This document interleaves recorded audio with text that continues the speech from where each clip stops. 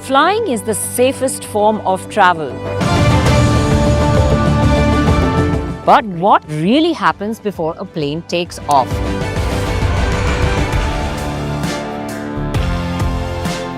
And that's why we're taking you on an exclusive trip behind the scenes to meet the people, to witness the preparation and understand the level of precision that goes behind making every journey of yours safe, seamless and comfortable. So buckle up because we're ready to take off.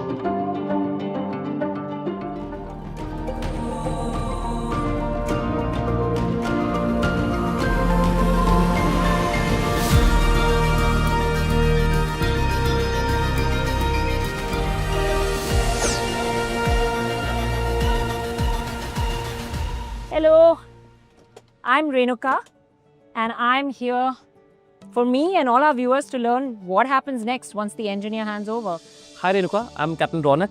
She's First Officer Azmat. Nice, thank you. So the preparation actually begins much before we enter the flight deck.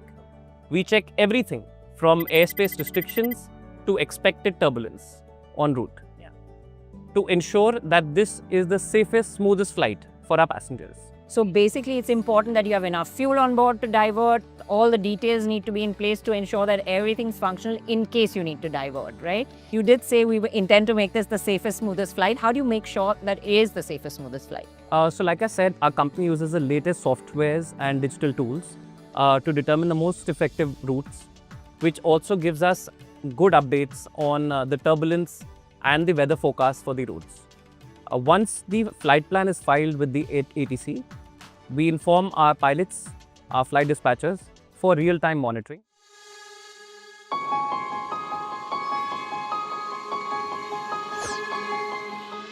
So once that briefing is over, you enter the cockpit. What happens next? Once we enter the flight deck, we carry out the preliminary cockpit preparation. On completion, she proceeds for the exterior walk-around. Okay, so I think I have to make space for her. Yeah. Let's let her out of the plane.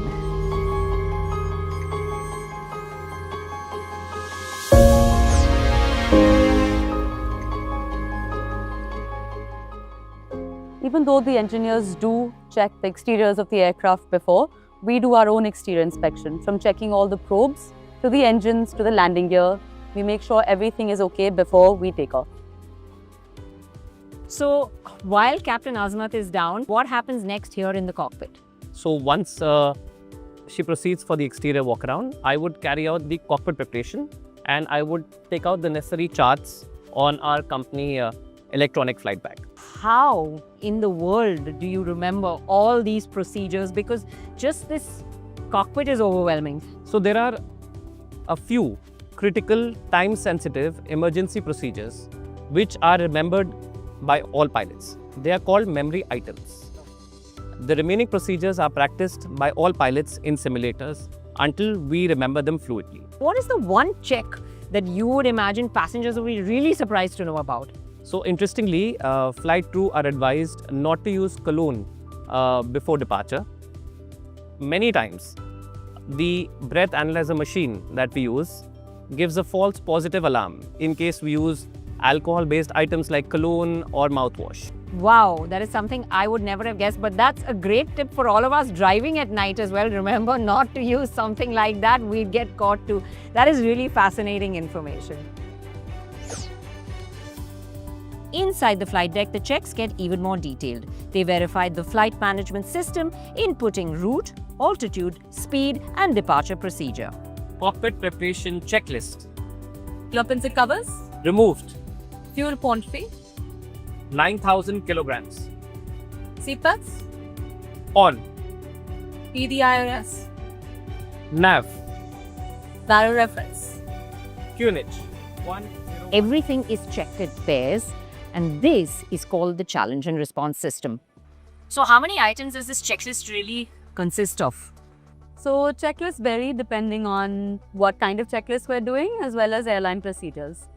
Checklists and are categorized depending on the different phases of flight, starting with pre-flight, before start, before takeoff, after takeoff, cruise, approach, landing, and then parking.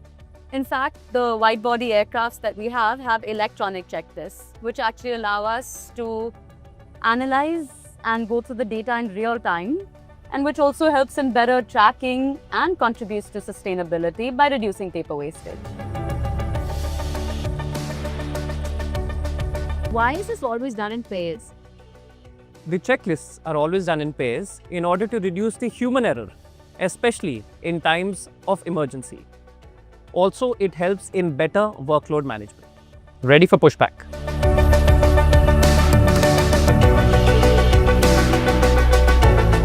Next episode, we step outside the cockpit and into a world of ground operations, where the foundation for a safe flight is laid.